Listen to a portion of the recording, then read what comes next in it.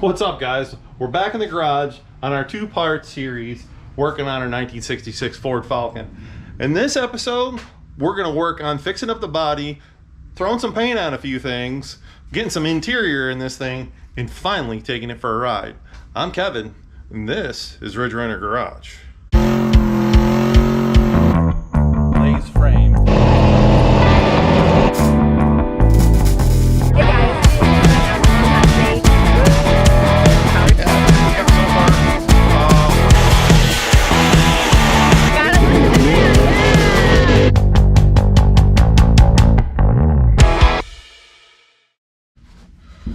So like I said, here we are back in the garage working on our Falcon. Now the first thing we've got to do is I have to do something better to these floors than covering up with sheet metal.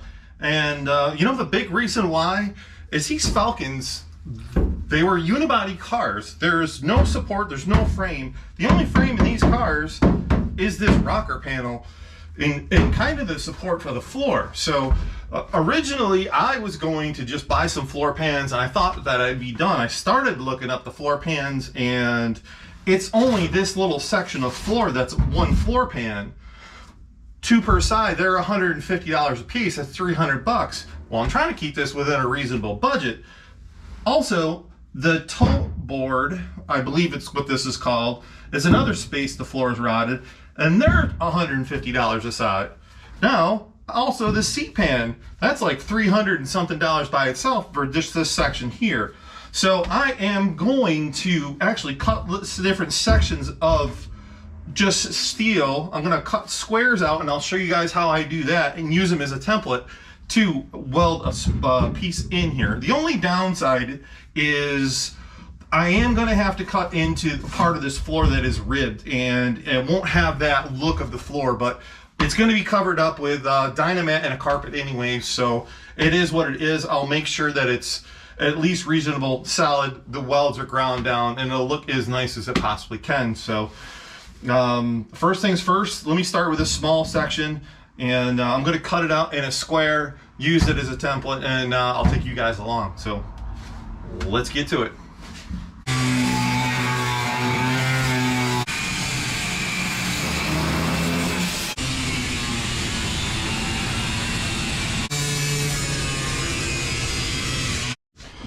Oh, well,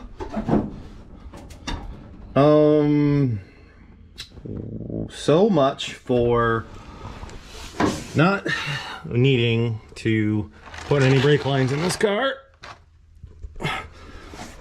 I am now putting the rear brake line in this car, you know, because it was rusty, and I thought it needed to be replaced. Yeah, that's what I'm going with. Yep. Great. I've got all the rotted pieces of floor cut out of this. I decided to leave the gas pedal in and work my way around it. Hope I don't regret it. There is the fuel line, so you can see why I didn't want to replace the fuel line. Unfortunately, like you saw, I accidentally cut the brake line. I'm going to use these as our templates, so I'm going to get a piece of steel out and trace these out, figure out how to bend it. I think I actually have a piece that's bent a lot like this. This I'm just going to cut out of a flat piece and use that as a template. As you can see, we've got our first piece cut, and I think it is pretty much perfect. I will see you in a couple hours.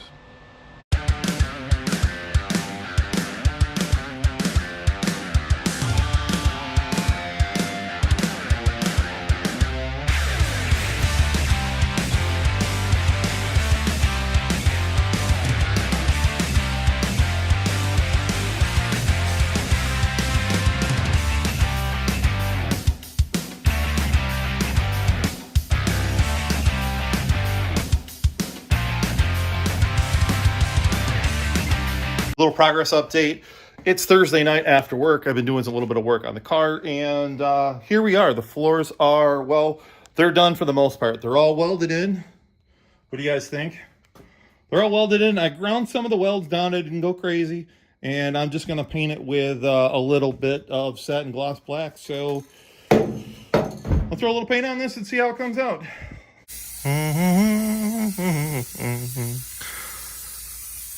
Here we are. Check out my floors. All nice painted up. I'll wait for this paint to dry, and I am going to just throw some Dynamat on there, and that should do it for the floors. Good morning, guys. It is the next morning. Being that I live in a neighborhood, I cannot go cutting up some sheet metal right at the moment. So gonna be nice to my neighbors. I got some great neighbors. I don't want to, you know, get the grinder rolling this early in the morning. So as I was saying, I'm going to spend a little time cleaning up this engine bay. Originally, I wasn't gonna paint it just because I thought it looked really good, you know, but I think it's justifiable that I just take some time, pull some stuff off. I got a can of the original color for this, just to make it look nice. There's no ethanol in that fuel, huh? So what I'm gonna end up doing is I'm gonna mask off some of this stuff, probably take the plugs and wires out of it. I hate to lose the coolant, but I might have to, you know, paint up some stuff, just make it look nice. I wasn't gonna do it like I said, but I gotta kill some time, so let's get into it. And here you go. I got everything off that I think I should get off. I'm going to probably just put aluminum foil or something or tape around this distributor just to not get stuff in it. I was going to replace the fuel pump because I have a brand new one and that one's really old, but it doesn't want to come off, so I'm just going to paint the filter. And I really have to worry about getting some of this grease and stuff off this engine before obviously we paint it. So we're ready to paint. This is the paint that I got. It seems to match pretty good. It says it's old Ford blue, so here we go. Now there is absolutely a trick to painting something that was oil, greasy, grimy, and let's face it, it still is. Even though I've cleaned it off, it's not clean. It's not like clean like I'm doing a body panel. So the trick to actually having a successful paint job in this case, quote unquote, what's going to happen if you just try to paint this? It's going to fisheye really bad. It's because of all the contaminants in the oil. The paint doesn't stick. What I've learned over the years is to dry spray it, like spray it as the paint lands, it dries. It doesn't have any time to, maybe the term's flash or whatever. So that's what we're going to do in this case. We're going to first spray it really dry, hold the paint can really far away, like so. And it just gives the paint a time to bite in a little bit. Just like that.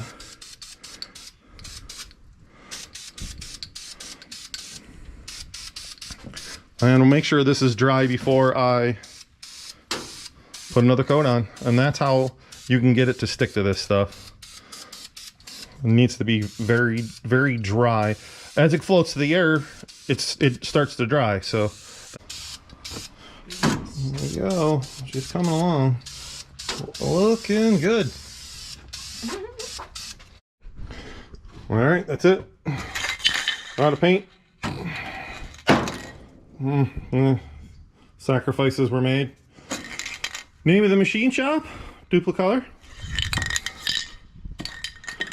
and all that stuff. Now we get to unmask our project and put it back together. And again, aluminum foil, the best masking tape I've ever used. Look at that. So easy.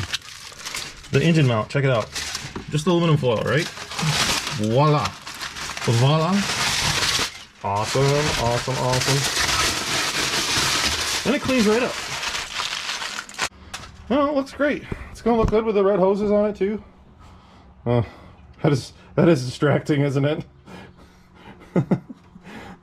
As far as the engine bay goes, I don't know. I don't think I'm gonna clean it up. I think I'm just gonna leave it the way it is. I might just hit it with a little brake clean here and there in a couple spots. If I paint it, then one thing will lead to another, and then another, and then I'm pretty satisfied with it. So, and I mean, all your masking cleans up pretty easy. So there's our finished product. What do you think? Did it on a Sunday. It's I think it's roughly 2 o'clock. I started this around 9, so I've got 5 hours into taking the engine all apart, cleaning it up, getting it degreased as best I could, painted it up. I painted up the air cleaner a ton better. And there you go. Rebuilt it with a can spray paint. It runs great anyways, so it's not like I'm, you know,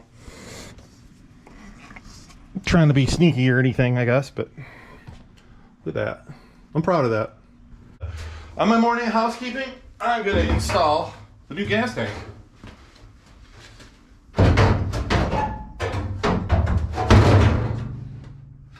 That was hard. Okay, on to the next thing. I'm just kidding. Let me find some screws to throw in this thing. Alright, want to hear something crazy? This just has a bunch of holes going around it and it has screws in it, right?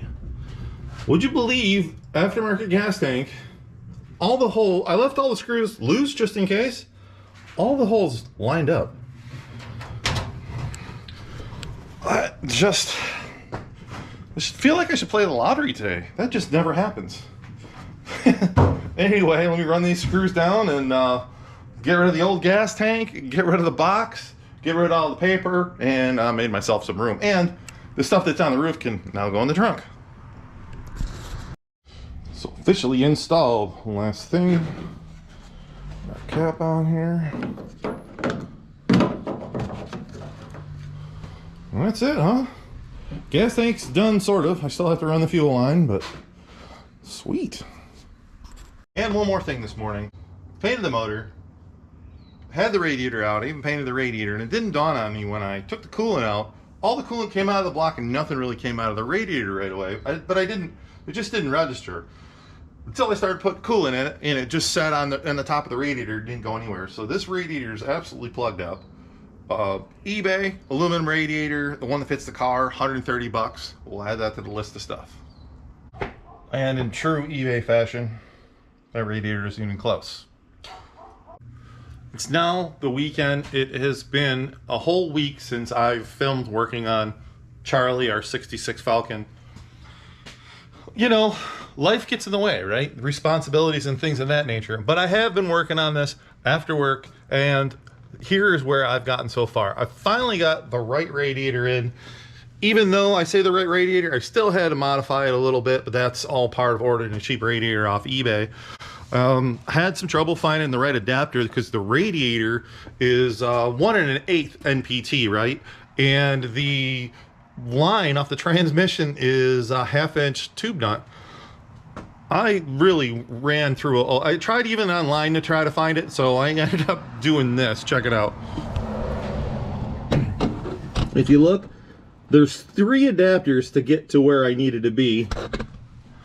Now, I recognize that it's not ideal, but it's just what you have to do. And the reason that happened is because the tube nut that was on the radiator, when I took it off, it broke. So it is what it is. One side was good, one side wasn't.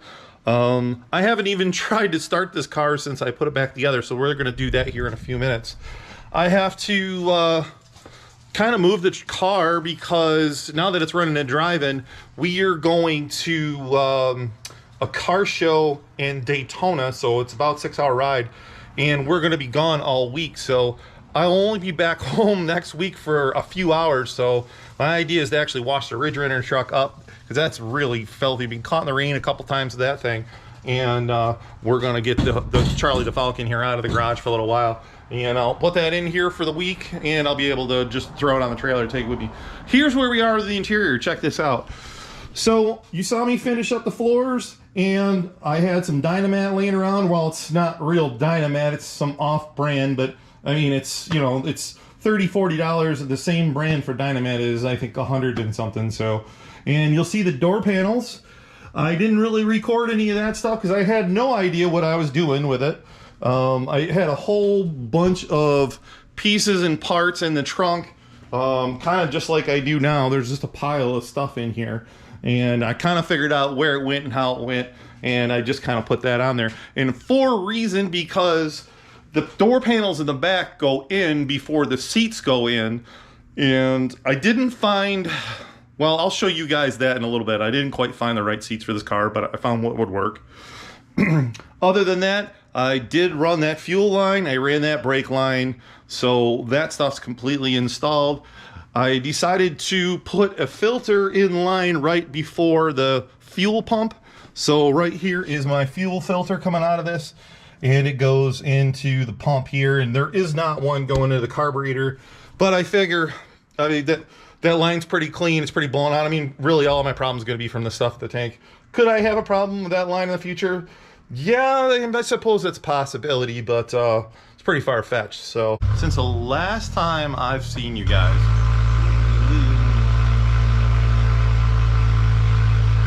see, here's what's going on. Last time I seen you guys, I haven't really been working on Charlie. I did throw a carpet in here real quick, and I did throw a dash pad in this. I'd be doing a little bit more recording today, and I will be as soon as I pull Charlie out in the driveway. Now that we caught a car that actually runs and drives, I still haven't taken it for a ride. I'm saving that for you. However, my neighbor decided it was a good day to have a tree removed. I'm letting the car run. I have never really let this thing run for more than a few minutes, but remember I was telling you these guys are cutting this tree down. They're using this to anchor it, which I got to admit is pretty, I mean, interesting. There we go. And timber. Wow. That's cool. Here is one of the big problems with the car is this here. I don't know. I think I can fix this. And with my, I have enough knowledge about metal working and metal moving that I think I can actually fix the dent in this quarter panel. The ideas that I have and what I know, I'm gonna show you guys once I get this running and get it in the garage. And I don't know. You and I are gonna fix this together. We're gonna figure out if we know how to do it or not.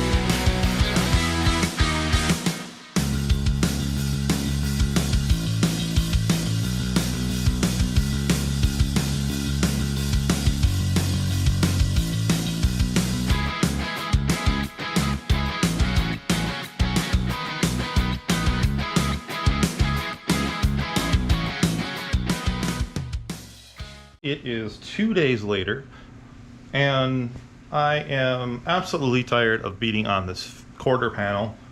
I've gotten it. If you want to check it out, take a look. Pretty good. Kind of where you would put filler. Now, my intent was never to paint this car, restore it, or anything like that. We're doing it on a budget. This is what we ended up with, and let me know what you guys think. I understand I didn't have paint to match it. I just had some paint laying around on the shelf. We are going to clear coat this, and I think that'll match a whole lot better once it's cleared. But I think it came out pretty good, all things considered. Hey guys, Lisa here.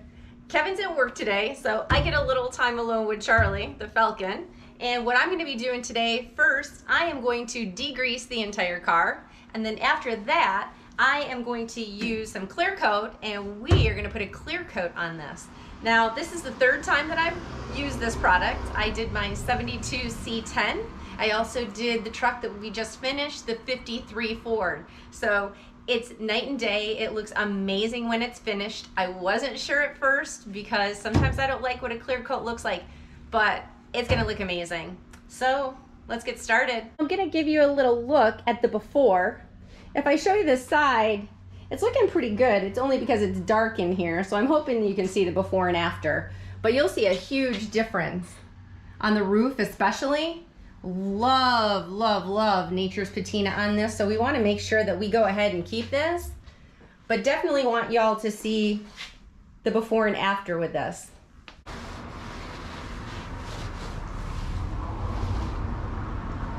So not too much is coming off. You want to make sure that it ends up being a clean white rag. If not, change them out. If you do buy the degreaser from them, they do send you a bag full of rags so you can keep changing it out.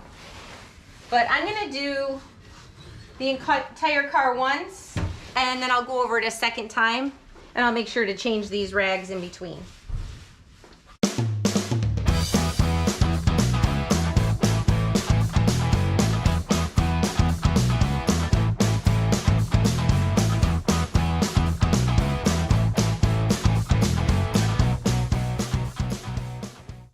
So that's round number one. You can see that there is still some residue left on there. So you want to just keep going over the areas until the rag is completely clean or just white. All right guys, all the prep work's done. So now we are on to the clear coat. Instructions come with the product. You have the clear coat and you have the catalyst. You also get a pad and all sorts of directions here. Please make sure that you read the directions, but basically we're mixing it 8 parts to 1. I have started doing it in smaller batches. So there's a couple reasons for that. One, this only has a 2-hour shelf life. It's gonna harden and become completely unusable if for some reason you have to step away from your project and you never know what you're gonna have come up, right? Second thing is the pad. You only get one of these. You dip it in and you wipe it. If you have to stop, this too will harden. So a little FYI, what I did is I went down to Lowe's in their cleaner aisle. They have a 2-pack of these. I think they're meant for the stove. I'm not quite sure, I don't remember, but you can get a 2-pack and they're almost identical to this. I would suggest that because you could use one for the green, for instance, and then one at the top, just in case somehow you pick up some color on this pad. But please make sure you read the directions that they sent. 20 minutes to 30 minutes to touch, 24 hours to cure. Make sure you've got the doors up. I learned that the hard way, doing my truck. And we'll see what else we can get into. Let's have some fun. Again, I just like to use this Tupperware because I'm just gonna throw it away, this Rubbermaid. And I just dip it in. In this case, I'd rather have too little than too much. So I make sure to get it off because you don't want to be heavy-handed. We don't want to be empty-handed either. But then I come down, I find a nice starting place. So I'm going to focus on the fenders, the hood. I'm going to start right here. And I'm going to go right across.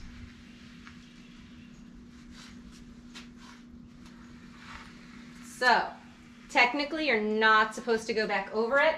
You are going to find that there are going to be times you can see that you missed something.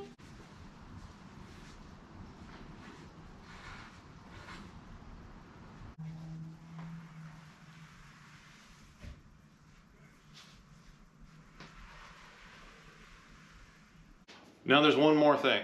Before we take Charlie for a ride, we need to go over our list.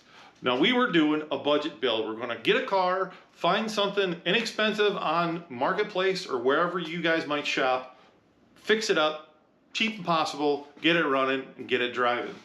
Originally our Falcon, we came up with $2,835. That's before we did the interior or any other work to it. That was really getting in the garage, getting most of the mechanical taken care of. And we have had, since then, we found a great deal on a set of used seats. It could have cost a little bit more, but we didn't. We had to put a radiator in this thing. It was unplanned, but I got an eBay radiator, $140. I have paint down here. The dye for the seat, it was $35 for 2 cans. I ended up going through 4 cans. The paint for the engine, I want to say, was around 20 bucks. And there was a little miscellaneous paint on the floor, so I'm going to call that $100. Now, the clear, we used the Poppy's Patina clear on this thing. We've used it on the last couple cars. That actually is just the clear in the catalyst. It was only $130. Carpet, I spent $175 on carpet, and I spent $35 on a dash pad.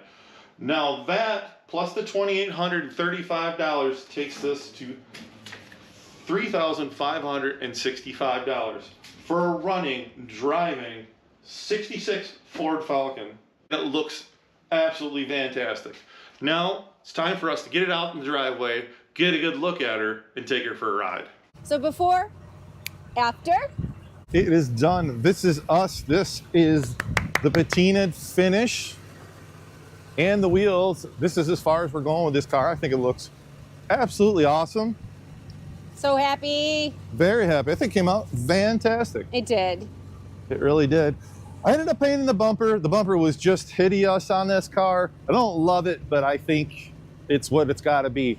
Oh, and by the way, I recorded the finished products on the seats and was having a little problems with the camera, so check it out. This is how the interior came out. I know my shadow's in the way, but that is it. It looks fantastic. Now, I promised you I wouldn't drive this car until you guys were with me. I have not done anything but pull this in and out of the garage, and I've had it idling in the driveway for 10 minutes. So that's it. You ready to go drive this thing? I'm ready to go. All right, here we go.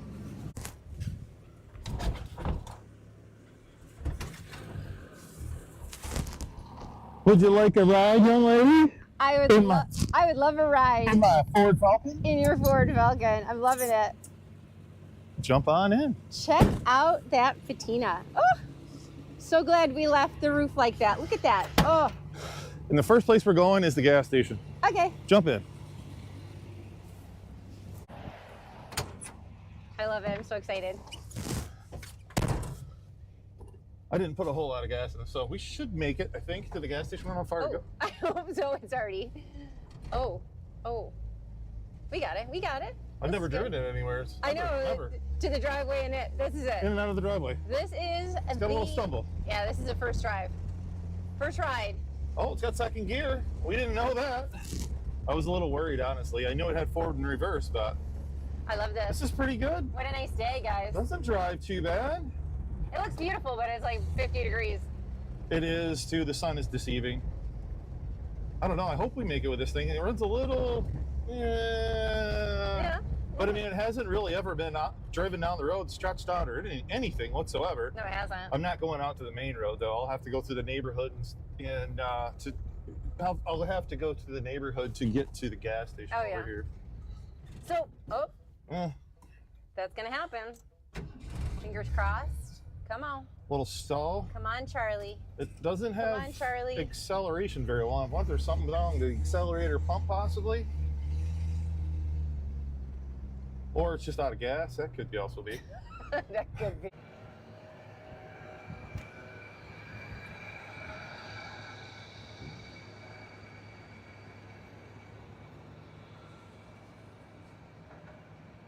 Oh, looking good, sir. Looking good. I'm You so like glad. that? It's on its maiden voyage. What do you think? I love it. What's your name? What's mine? Are you talking to Charlie? Oh, nice. That's like 20 feet or something. Oh, dang it. you. We'll start in gear, neutral.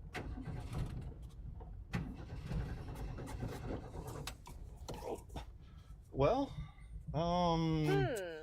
might not be going far. It's a good thing we're only a few blocks from home. Yeah, that's true. Yeah.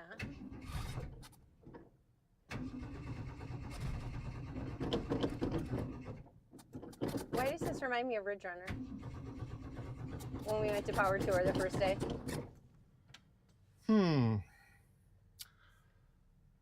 I have an idea that maybe not changing that fuel pump might have just... Might have. Let's go find out if there's any fuel in the carburetor. This could be a short voyage.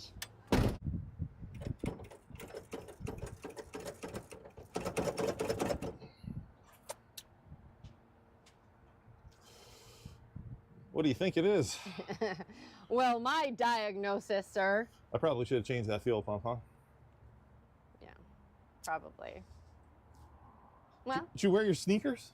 I did wear my sneakers. I always have my handy dandy Chucks on. Let's see, I got camo today. Looks like we're walking home. A little cold out. A little bit. It should be nothing. We're used to Western New York, but we've been down here long enough. It is a little chilly. Yeah. Car's back there at that gas station. Yep. And we have About a mile. about a mile. We walk this all the time anyway, so. We do. We've walked over here. Anyways. The neighbors won't know it broke down. There she is, sitting all by her lonesome. Hey, sir. It's a good looking car. Yeah, it is. All right. Well. Damn, we're back. Okay. I haven't really run this thing. Mm-hmm. So, and I haven't checked to see if it's actually charging completely. I'm glad we didn't take it too far from home. Yeah, me too. I mean, what else would we do on this last Saturday in 2023? Alright. That wouldn't start because the air filter was dirty. That's why it was, or at least that's why I think it was sputtering when you were trying to accelerate. Yeah. I don't think it was getting enough fuel. No, let's find out. All right. With the brake clean in there.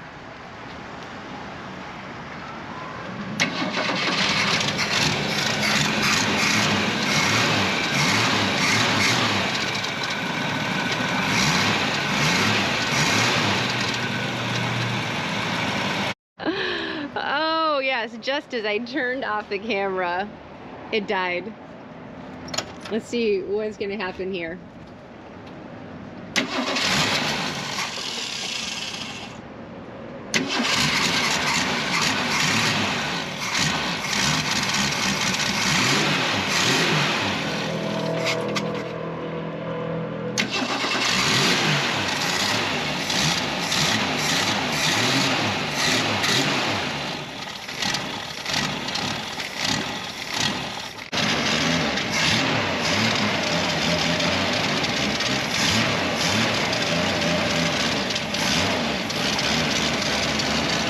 What's wrong with it?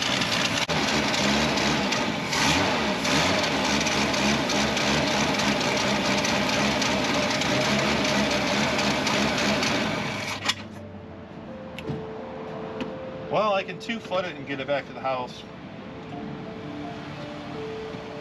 And figure out what's going on with it from there. Always something. Alright, let's pick up our stuff and I'll 2-foot it. We'll get it back to the house. Let's keep her.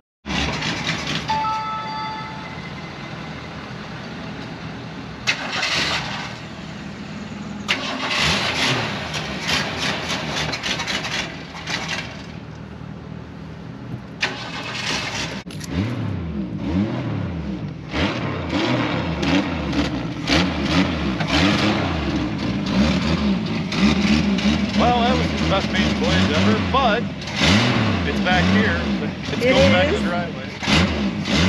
Following up, it's flushing for some reason. It's got too much fuel, so something stuck in the carburetor.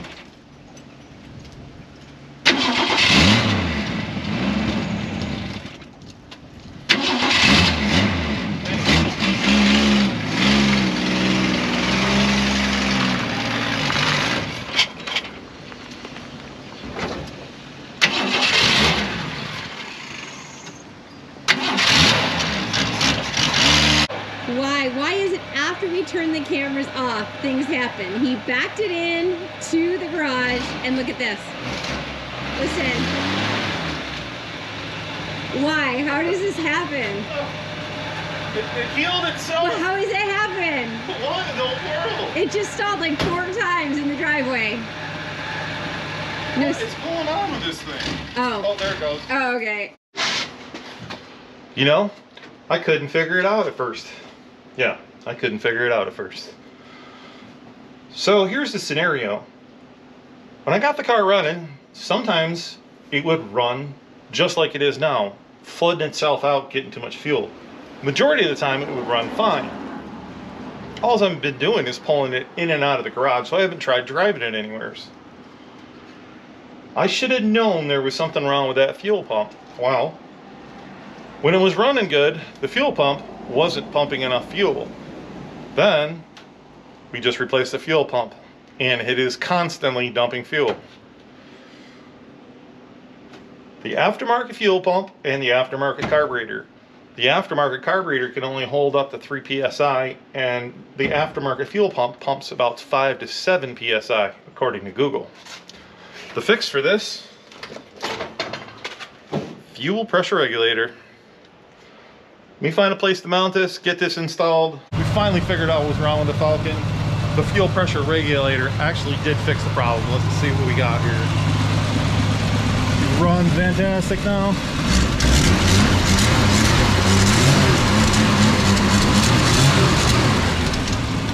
Well, ish. Anyways, we're getting ready to go for a ride in this thing again. So, take two. Let's go. Because we absolutely positively cannot make this stuff up. Yeah.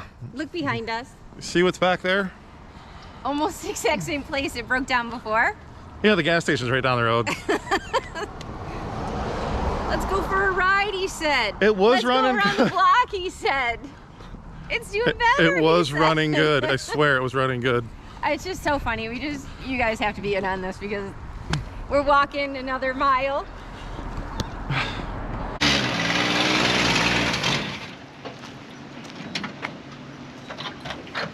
Close enough.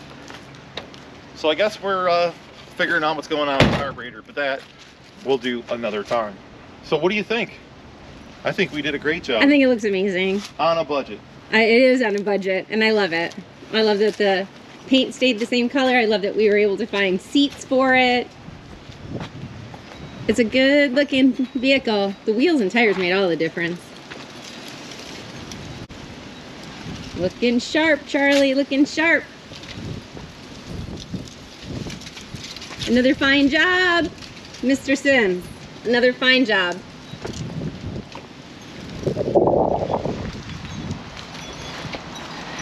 We'll figure out what's going on with Charlie another day.